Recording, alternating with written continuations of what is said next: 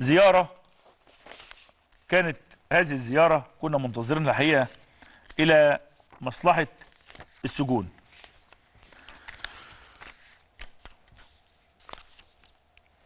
قطاع السجون في وزارة الداخلية هو القطاع اللي فيه كل المؤسسات العقابية. يعني ايه المؤسسات العقابية؟ يعني كل الناس اللي بتخطئ في المجتمع او اللي بترتكب جرائم وبيحكم عليها وفقا للقانون بمعرفة القضاء، مكانهم ومقالهم مكان تنفيذ العقاب هو السجن.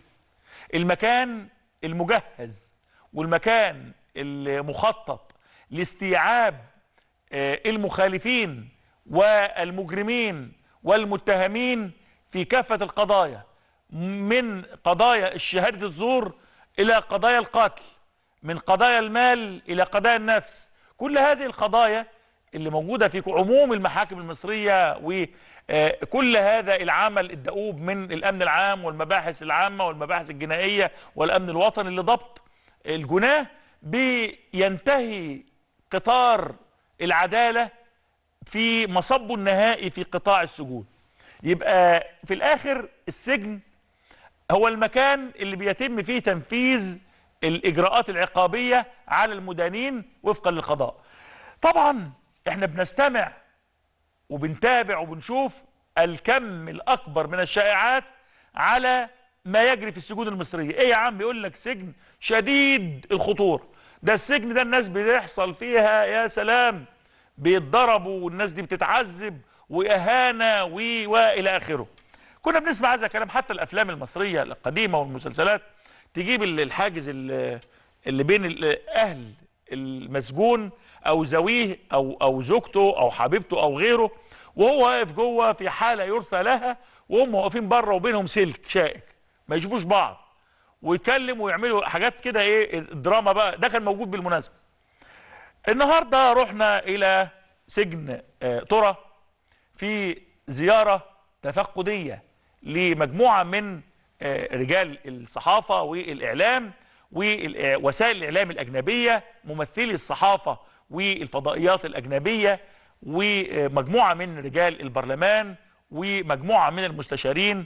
وكان في ضيافة مساعد وزير الداخلية للسجون اللواء أشرف عز العرب، مساعد وزير لقطاع السجون، وبدعوة كريمة من اللواء علاء الأحمدي مساعد الوزير لقطاع الأمن والإعلام والعلاقات، واللواء هشام يحيى مساعد الوزير لقطاع حقوق الإنسان. يعني النهاردة كان في 3 من مساعدي الوزير المحترم الوزير محمود توفيق في هذا المنتدى أو هذه المناسبة.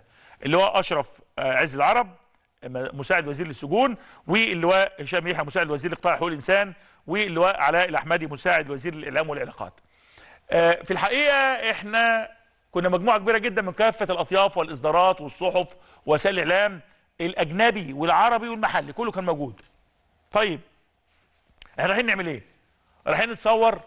لا طبعا. رايحين نسمع كلام؟ لا طبعا. رايحين نقول ليس في الإمكان أبدع من مكان؟ بالقطع لا. احنا رايحين، وانا رحت السنة اللي فاتت بالمناسبة في نفس التوقيت. خلينا اقول ان مشاهداتي العام الماضي كانت ومشاهداتي هذا العام شيء اخر تماما وبشكل واضح ودون يعني الدخول في تفاصيل، لانه طفرة نوعية هائلة يشهدها قطاع السجون في مصر. او انا بقول قطاع السجون في مصر بيشهد طفرة بين قوسين. الطفرة دي تغير حقيقي ونوعي مفاجئ حدث من حيث كل العوامل التي تؤدي في النهاية إلى وجود السجين أو المعاقب في مكان يليق به كإنسان. مش كده وبس، هو الفكرة الناس اللي موجودين اللي أنا قابلتهم بقى مش فكرة إن إحنا عايزين نحافظ بس على المسجون في حالة رضا أو في حالة أديله متطلباته الحياتية والإنسانية وبس، لا، ده كمان يعملوا عملية تربية أو عملية توعية أو عملية تأهيل نفسي، تأهيل ثقافي، تأهيل حياتي، تأهيل تدريبي، تأهيل تعليمي، يعلموا حاجة. اللي أنا شفته بعيني مش سمعته من حد ولا حد قاله لي، لا، دي مؤسسة تربوية السجون المصرية وكأنها مؤسسة تربوية.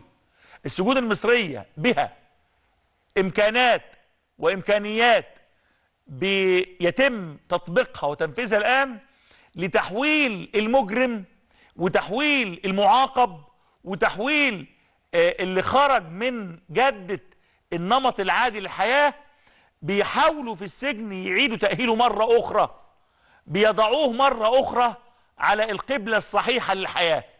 الكلام اللي بقوله ممكن يكون كلام يعني فيه نوع من المبالغة، هو فعلا شكله فيه نوع من المبالغة، لكن حقيقة الأمر وحقيقة ما رأيناه وما تابعناه هو الأمر كده، هو الأمر زي ما بقول كده بالظبط. خليني أقول أدي ماتيريال أهو، احنا موجودين دول يعني سيدات سجينات متهمات في قضايا اعتقد كانت قدامي قتل او غيره وما اعرفش، يعني مش فاكر يعني سالتهم، لكن دي الحاجات دي المشغولات اليدويه اللي هم عاملينها بايديهم. يعني المنتجات اللي قدامنا دي السجينات دول هم اللي عاملينها بايديهم، اتعلموا حاجه. في كمان بيعملوا مفروشات وغيره، مش الحاجات دي بس، لا بيعملوا حاجات مفروشات، صناعه يدويه للمراه المصريه اللي في السجن بشكل. الناس دول منتظرين دلوقتي يطلعوا من السجن عشان كل واحد يفتح مشروع بره. يعني دول الانتاج بتاعهم اللي احنا شايفينه انتاج بيباع بمبالغ يعني له قيمه. دول اتعلموا امتى هذا الكلام؟ ده سياده اللواء اشرف عز العرب مساعد الوزير، وكان بيجيب على اي تساؤل كده بالظبط. اي حد عنده اي سؤال يساله دون تحرج، اي سؤال. احنا موجودين في سجون ترى، وهي ليست السجون الافضل في مصر وانما الاقدم ربما، في سجن المنيا، في سجن جمصه، في سجن في سجون موجوده يعني مستواها احسن من سجن ترى، لكن هو ده السجن الاقرب لان احنا كنا مجموعه كبيره جدا يعني. فده كان خلاصه الامر، انه السجن اللي احنا كنموذج للسجون اللي موجوده في مصر. عموما اللي احنا شفناه النهارده ده الجوله دي كانت في صناعات بيقوم بها المساجين. يعني دي حجرات نوم واثاث بيصنعوا. مين اللي بيصنع الكلام ده؟ اهو انا بشيل فعلا دي تقيله جدا، خشب صحيح، مش مغشوش، خشب زان او خشب كذا او كذا. يعني في البتاع اللوح اللي انا شايله تقيل، معناها انه اللي قدامنا دي كلها بكام؟ انا فاكر 2500 جنيه يمكن، حاجه زي كده. الدولاب اللي احنا شايفينه ده ده كله مين اللي عامله؟ انتاج المساجين. المساجين اللي عندهم صنعه، اسطوات بتوع نجاره او اثاث منزلي، ومعاهم الباقي اللي بيتعلم منهم واللي بيشتغل بيخدم عليهم عشان في النهايه يطلع هذه المنتجات دي. بعد كده رحنا على المستشفى. دي المستشفى داخل السجن. خلينا اقول في المستشفى اللي داخل السجن، وانا عارف ان انا كلام بيصطادوا لي دلوقتي اي كلام بقوله، ما عنديش مشكله. مستشفى السجن وسبع او 6 سراير عنايه مركزه داخل سجن ترى، انا بقول اهو وكاني في مستشفى دار الفؤاد. انا بقول اهو اللي انا شفته بعين مش سمعته في داخل مستشفى ترى النهارده، داخل سجن ترى النهارده او سجون ترى. المستشفى والعنايه المركزه تضارع بل تفوق. انا بقول هذا الكلام والناس اللي كانوا موجودين معايا هيتكلموا على هذا الكلام، يعني احنا شفناها على الهواء. يعني المستوى يضارع اعظم المستشفيات الموجوده في مصر.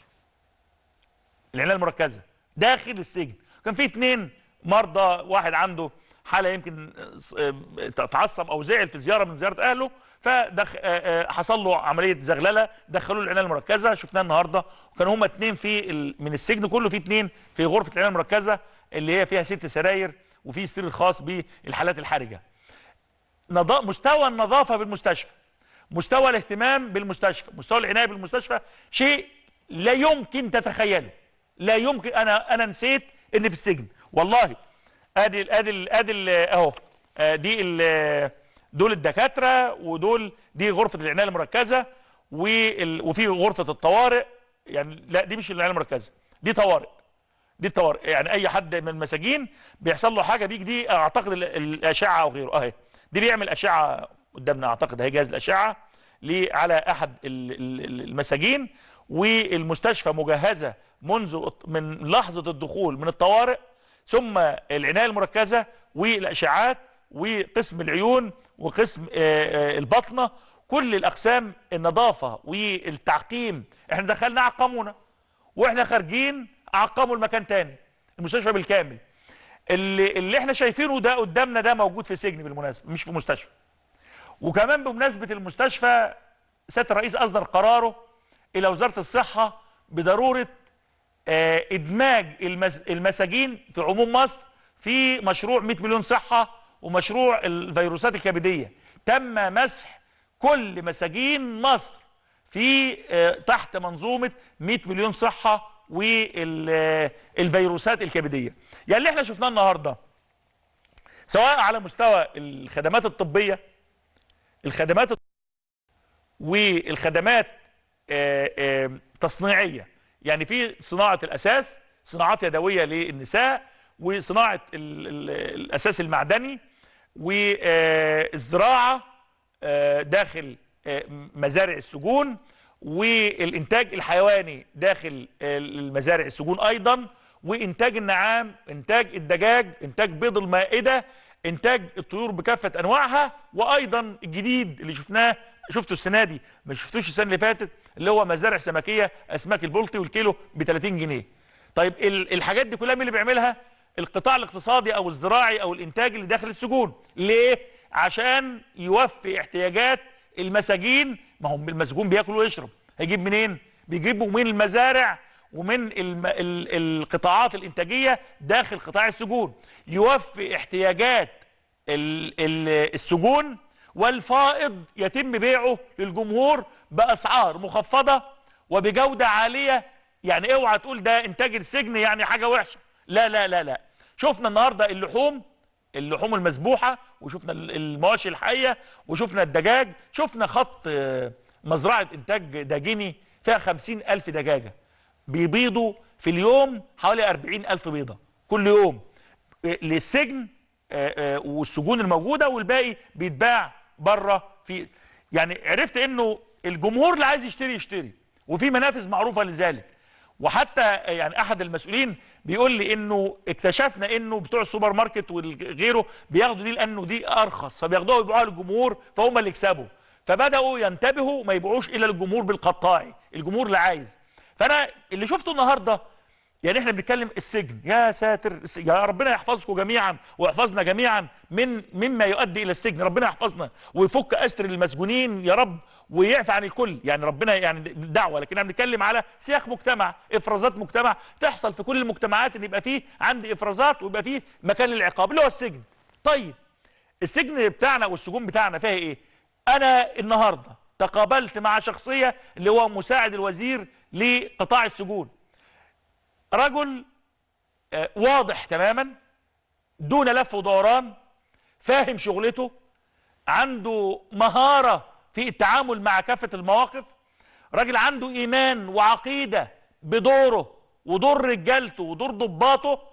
وأخطر كلمة كررها على مسامعنا جميعا بشكل مباشر، إنه وزارة الداخلية قطاع السجون لن يبقى بيننا، كده قال كده، ده كلام الوزير كمان وردده المساعد، لن يبقى بيننا من يظلم او يخرج عن اطار القانون في التعامل مع الجمهور.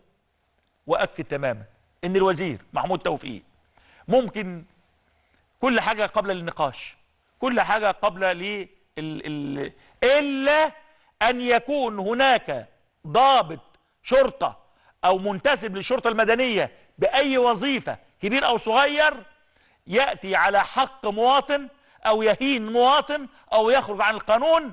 هنا كما يعني سمعت وتابعت، دي نقطة خط أحمر في قاموس إدارة محمود توفيق وزير الداخلية الحالي ومساعدي الوزير بنفس المنطق. حقوق الإنسان أصبحت هي الجزء المشترك والعامل المشترك في كافة قطاعات الوزارة. أنا ليه بتكلم على حقوق الإنسان؟ كان معنا اللي هو هشام يحيى مساعد وزير لقطاع حقوق الانسان، وكل ما يتم دراسه موضوع او الحديث عن موضوع نتكلم فيه على شق حقوق الانسان. ما هو المسجون ده مسجون، حقه ايه كانسان؟ حقه اكل كويس، حقه شرب كويس، حقه مكان يعيش فيه يعني يقضي فيه العقوبه ملائم لادميته، حق الدواء، حق الصحه، وحق التعليم. على فكره ناس داخل السجن حصلوا على رساله دكتوراه. واحد مسجون اتاحوا له الفرصه يذاكر ويقرا ويتعلم، اخذ رساله الدكتوراه، بقى دكتور وهو سجين.